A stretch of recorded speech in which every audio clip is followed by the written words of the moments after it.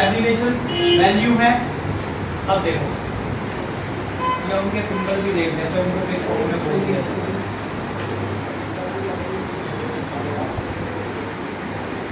अगर मल्टीपल में 10⁻⁴ होगा तो उसे क्या बोलते हैं हम लोग?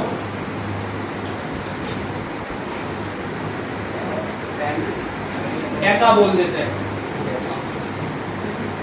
डेका याद रहेगा। 10⁻² रहता है तो उसे क्या बोलते हैं? हेक्टा। 10⁻³ रहता है तो उसे क्या बोलते हैं? किलो।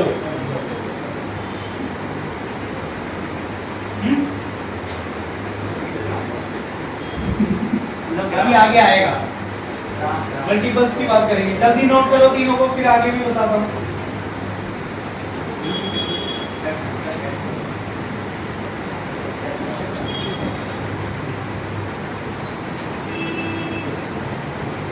सिंबल नहीं लिखे, सिंबल लिख देते हैं DA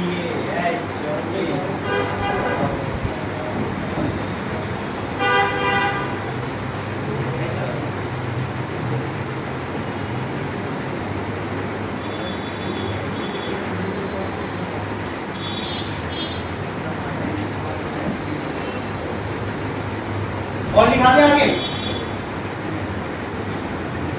10⁻⁶ मेगा। 10⁻⁹ गीगा। 10⁻⁴ टेरा। अब रहने दो आगे।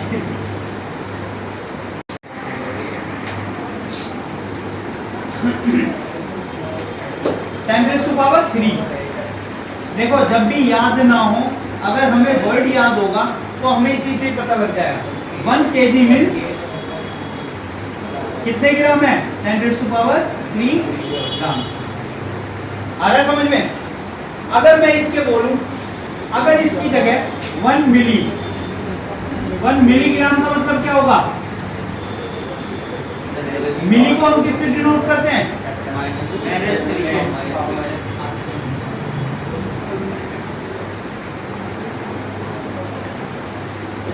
आ रहा है समझ में?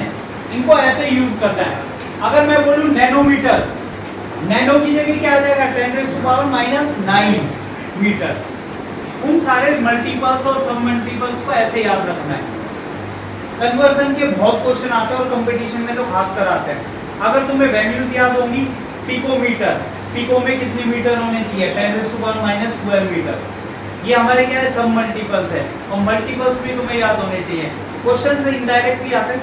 कई बार तो क्वेश्चन हमारे केमिस्ट्री के आते हैं, सिंपल फॉर्मूला बेसिस होते हैं, लेकिन यूनिट कन्वर्जन में उनको डाल देते हैं। यूनिट कन्वर्जन में क्वेश्चन टिपिकल हो जाता है। तो इन चीजों का ध्यान रखना है। आ रहा समझ में? इसलिए ये चीज यहाँ बताई है मैंने। अब बस छोटा सा टॉपिक है, वो बता देता हूँ। डायमेंशन। अब T नहीं आया। डायमेंशन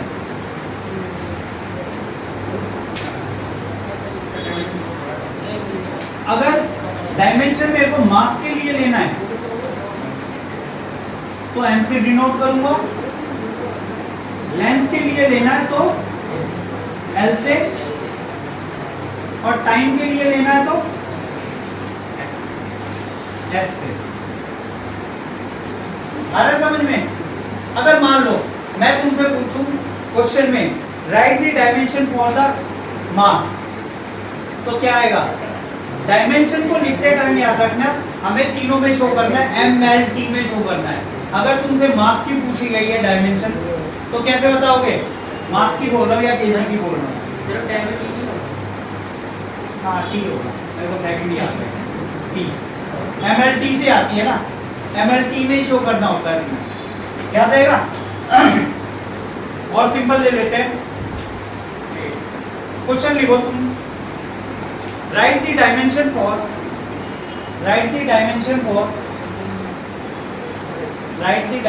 फॉर एक्सीलरेशन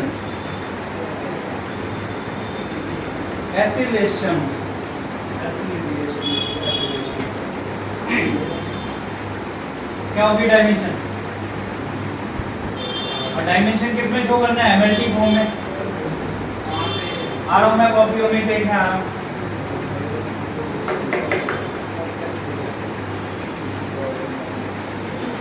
सबसे पहले उसकी यूनिट निकालो।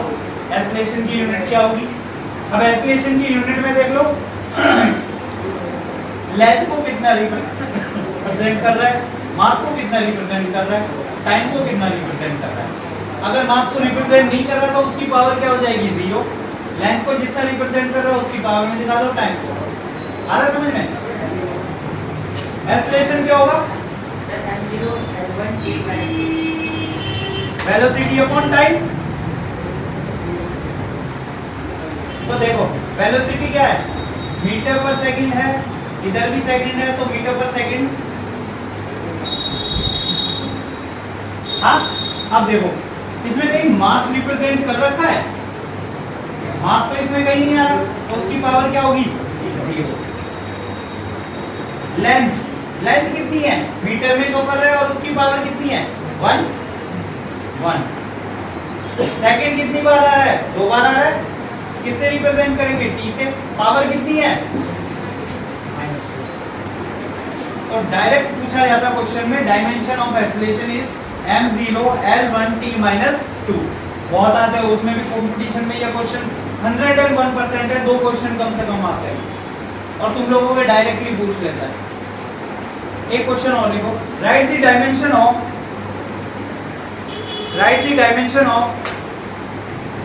फोर्स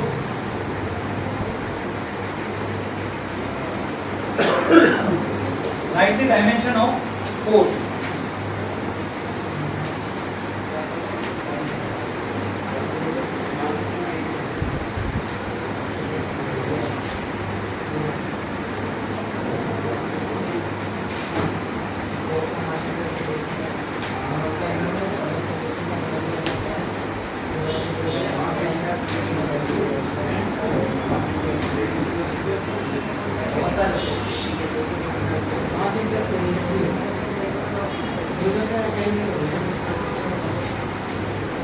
को कॉमन यूनिट की तरह मान लो, कॉमन नेम सिस्टम को हम न्यूटन बोलते हैं।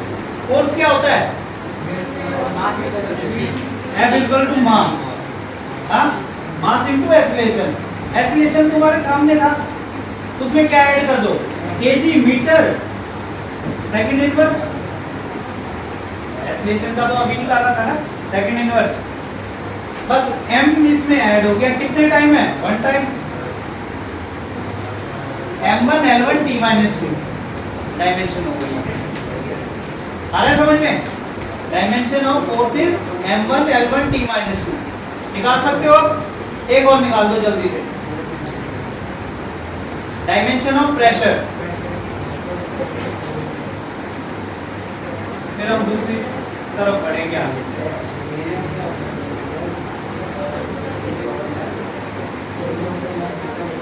जिस चीज में डिफिकल्टी लग रही है उस चीज को अलग लिख के देख लो। जैसे अलग अलग निकाल के देख लो। प्रेशर का फॉर्मूला क्या होता है? Force upon area. तो फोर्स की अलग निकाल लो, एरिया की अलग निकाल लो, दोनों को डिवाइड कर दो, जो बचेगा वो तुम्हारे डायमेंशन।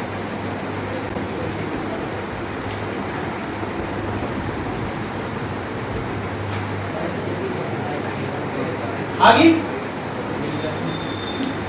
नीचे कितना था? Metre square. m1 l1 t -2 है, नीचे l2 है, कट जाएगा, ऊपर l -1 चला जाएगा। m1 l -1 t -2 यही है। समझ आया? क्या करके दिखाऊं? करके दिखाऊं? हाँ, आ गया? सबके समझ आ गया? देखो बहुत सिंपल था। प्रेशर इक्वल टू क्या होता है? Force by area. एरिया क्या होता है हमारा? Length into breadth. Length into breadth का मतलब मीटर स्क्वायर। किससे रिप्रेजेंट कर देंगे? L2 से। आला समझ में? L2 से रिप्रेजेंट करेंगे इसे। फोर्स की अभी निकाली थी m1 l1 t -2। नीचे कितना है? L2।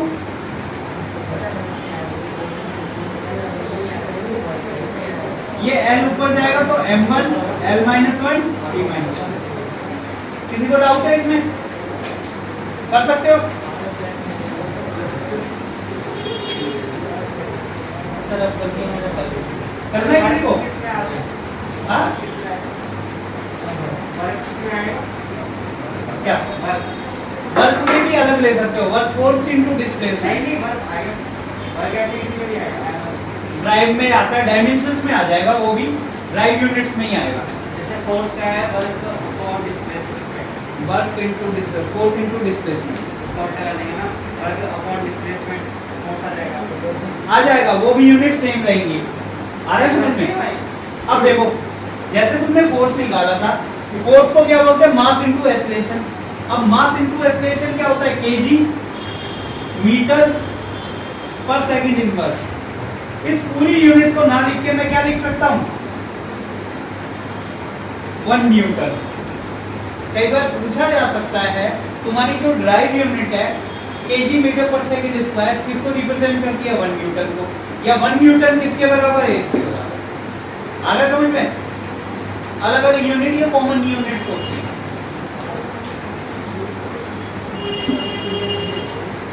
अब आ जाओ थोड़े से मोल कंसेप्ट पे।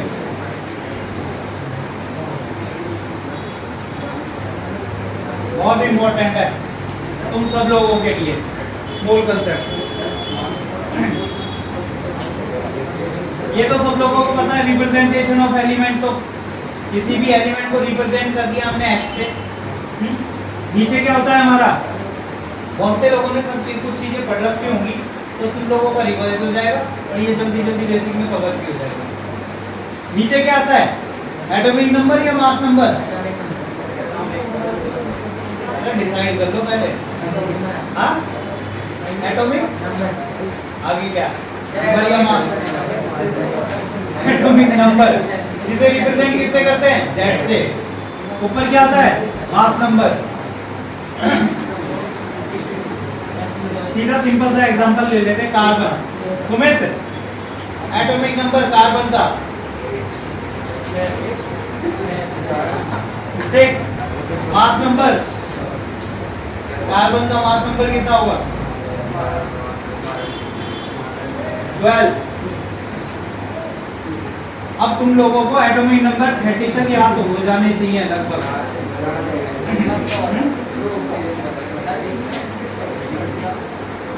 देखो, अरे बातें नहीं, बातें बहुत करते हो यार तुम लोग।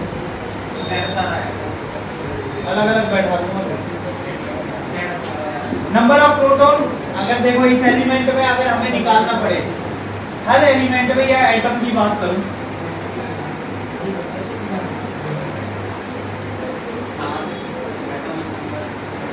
बहुत सी चीजें आज ही आज में रिवाइज हो जाएंगी। सेंटर में क्या है हमारा? न्यूक्लियस। डिस्कवर किसने करा था? हाँ?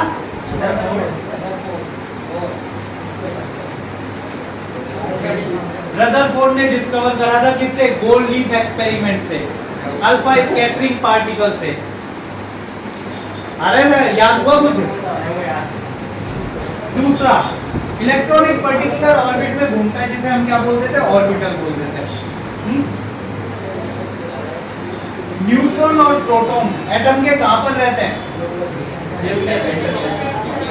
सेंटर में। और इलेक्ट्रॉन्स कहां रहते हैं? उसके ऑर्बिटल्स में। ये सबको याद है? अब देखो, किसी भी एलिमेंट का नंबर ऑफ प्रोटॉन रिप्रेजेंट करता है उसके एटॉमिक नंबर पे।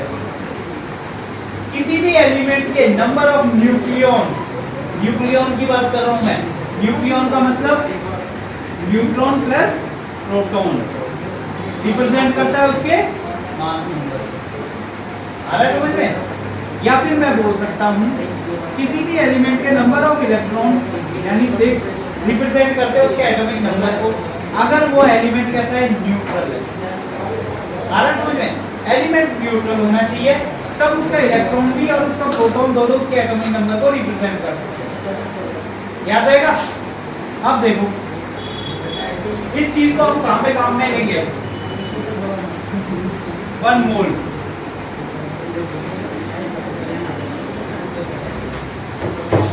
वन मोल को डिफाइन कैसे करेंगे? हाँ, कैसे बताओगे वन मोल को?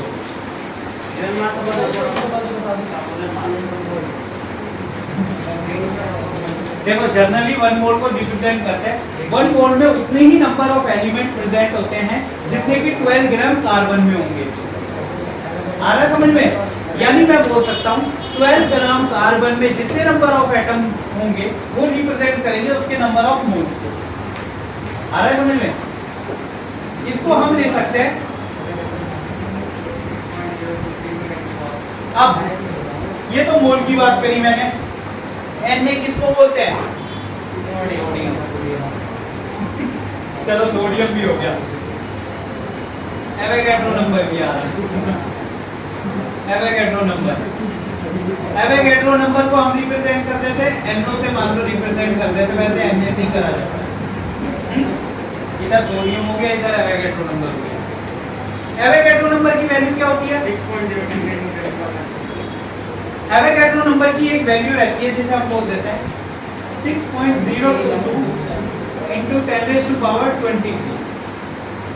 बोला ये जाता अगर मेरे को number of atoms find out करना है किसी भी एलिमेंट का मॉलिक्यूलर मास या किसी भी एलिमेंट का एटॉमिक मास में नंबर ऑफ एलिमेंट्स कितने होंगे? एवोगैड्रो के बराबर। आ रहा है समझ में? अगर मैं बात कर रहा हूं number of atom presenting 12 gram of carbon, तो किसके बराबर होंगे? Na के बराबर, यानी एवोगैड्रो के बराबर। अगर मैं बोलूं number of atom presenting 16 gram of oxygen, तो कितने नंबर होंगे? एवोगैड्रो के बराबर। आ रहा है समझ में? मोल कंसेप्ट के केवल 3 फॉर्मूले तुम्हें पहले भी बताए थे मैंने। केवल वो 3 फॉर्मूले बहुत इंपॉर्टेंट है जिससे तुम्हें क्या निकालना है? मोल निकालना है 3 कंडीशंस में।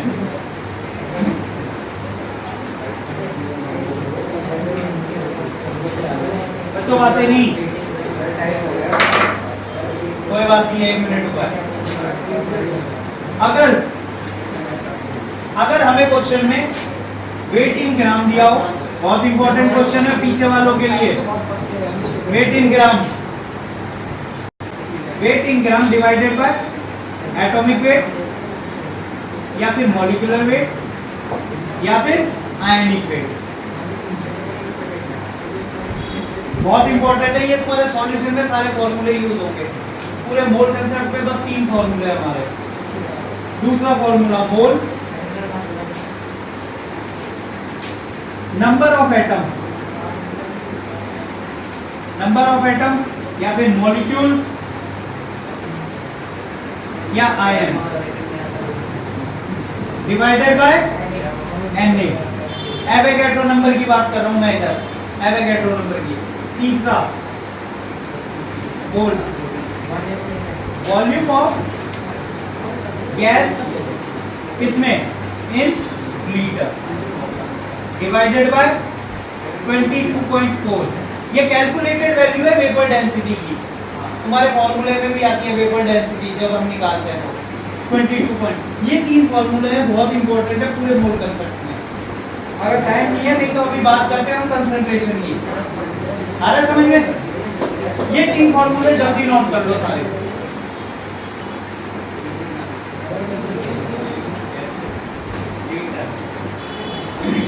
Volume of gas in litre, रख कर दूं? चलो आज के लिए इतना ही।